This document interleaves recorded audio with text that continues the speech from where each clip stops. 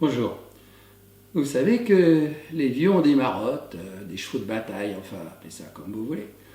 Moi ce serait le genre sélection clonale, vieille vigne et Chassagne-Montrachet rouge. Donc c'est ça aujourd'hui, Chassagne-Montrachet rouge, premier cru Morgeau du domaine Philippe Collin. Alors on va commencer tout de suite par vous dire que ce vin n'existe plus en tant que tel. En réalité, Philippe Collin a transmis en 2011 une partie de son domaine à son fils Simon, dont cette parcelle. Autrement dit, ce vin n'est plus commercialisé par Philippe, mais par Simon. Simon a commencé tout doucement en faisant ce qu'on appelle du micro-négoce, qui a pris une certaine ampleur en Bourgogne. Ce sont des jeunes qui essayent de s'installer là-bas, le foncier est hors de prix, et ils se contentent d'acheter ici et là un peu de raisin pour une petite production. Et en général, si vous voulez, ils ont au départ un autre emploi ailleurs, dans des propriétés, avant de pouvoir être franchement autonomes. Donc Simon a récupéré cette parcelle et d'autres, et il dispose aujourd'hui d'à peu près de 9 hectares en dehors de ses achats de négoce. Chassagne-Montrachet rouge, je vous en ai déjà parlé, je vous rappelle que l'appellation elle-même fait quand même 300 hectares, mais sur ces 300 hectares, il n'y a que 10% environ qui est en premier cru rouge. Le blanc est nettement dominant. Chassagne, eh bien, au nord vous avez Puligny, bien sûr, au nord-ouest Saint-Aubin et au sud Centenay. Nous sommes donc au cœur des beaux terroirs de la côte de Beaune. Les premiers crus se développent sur les coteaux, plein est, et une partie plus basse en allant vers Centenay. Et c'est précisément le cas de Morgeau. En réalité, la parcelle exacte est sur les Brussonnes, qui est un premier cru contigu de Morgeau, mais comme je vous l'ai déjà expliqué, en Bourgogne, il y a une petite tolérance lorsqu'on a une parcelle dont le nom est peu connu.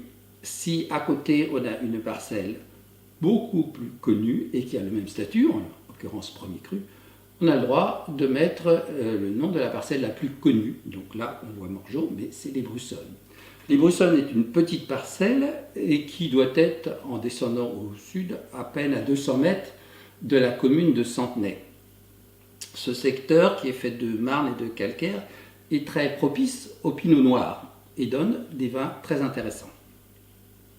La parcelle a été plantée en 1971. Bon, ça ferait donc bientôt 55 ans. Mais si vous voulez, ça ne donne pas l'image exacte de la parcelle aujourd'hui. Parce qu'en 50 ans, il a pu se passer pas mal de choses. Des cèpes ont pu être malades ou dégénérer. Et on a dû les remplacer. Mais enfin, ça veut dire quand même qu'il y a une base de vieilles vignes. Et ça, c'est quand même très intéressant. Nous allons donc goûter ce Chassagne, 2018, très beau millésime, en Bourgogne. Et ensuite, je vous parlerai de certaines initiatives à la fois locales et nationales pour essayer de s'adapter non seulement au réchauffement climatique, bien sûr, mais aussi de tenter de reconstituer des écosystèmes défaillants et qui posent finalement beaucoup de problèmes. Nous allons donc goûter ce Chassagne.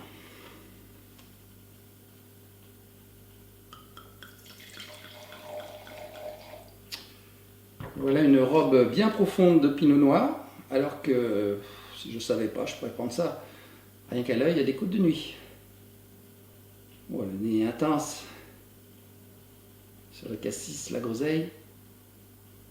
Des petites notes de réglisse très fines. Le nez intense même avant agitation. La robe est très légèrement trouble.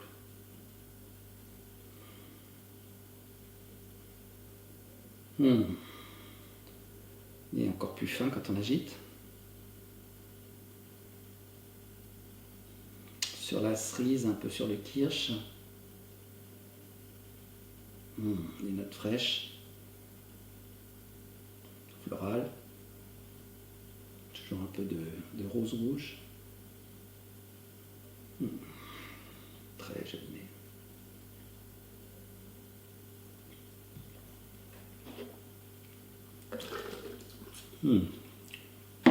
Voilà un pinot noir bien concentré, les tanins sont fondus, hein, parce que le vin a, disons, 6 ans, 6 ans et demi même. Là, il aborde son apogée, hein, il n'y a pas le feu pour le déboucher. C'est des vins qui sont méconnus, hein, Chassagne Rouge. Et en plus, d'ailleurs, en premier cru. Alors, je voulais donc vous parler de ces initiatives qui sont intéressantes. Il y en a qui sont carrément au niveau national et d'autres locales. Parlons d'abord d'une petite parcelle expérimentale qui est sur le Mont Batois. Alors le Mont Batois, c'est en fait à la limite de la commune de Beaune et de Savigny-les-Beaunes. Et c'est un lieu d'expérimentation et un certain nombre de viticulteurs du secteur se sont réunis en groupement et font des études sur les cépages un peu mis à l'écart de la Bourgogne et ils comparent, si vous voulez, aux cépages de référence, c'est-à-dire Pinot Noir et Chardonnay, c'est les premières récoltes ces années-là. Et bien sûr, ça va être très intéressant d'en voir le résultat. C'est donc une initiative locale, il existe aussi des programmes nationaux. Justement, je vais vous parler d'un programme qu'on appelle Agrifaune et qui a la particularité de ne pas concerner que la viticulture. Il concerne, bon, d'une part la viticulture, mais aussi des secteurs un peu inattendus comme le pastoralisme et aussi les bords de champs. Qu'est-ce que ça veut dire tout ça? Eh bien, si vous voulez, bord de champ, ça renvoie au problème des haies qui ont malheureusement disparu énormément en 30 ou 40 ans et qui était un lieu bien sûr très important pour les écosystèmes avec les oiseaux, les plantes et les petits mammifères. Donc ça paraît tout bête, mais c'est un travail énorme. On va mettre les haies où? Qui c'est qui va payer? Qui c'est qui va les entretenir? Donc ça c'est très compliqué, d'autant plus que les agriculteurs qui ont d'immenses surfaces totalement mécanisées, et ils ne sont pas tellement chauds, ça les obligerait à diviser, si vous voulez, les parcelles et à travailler d'une manière différente.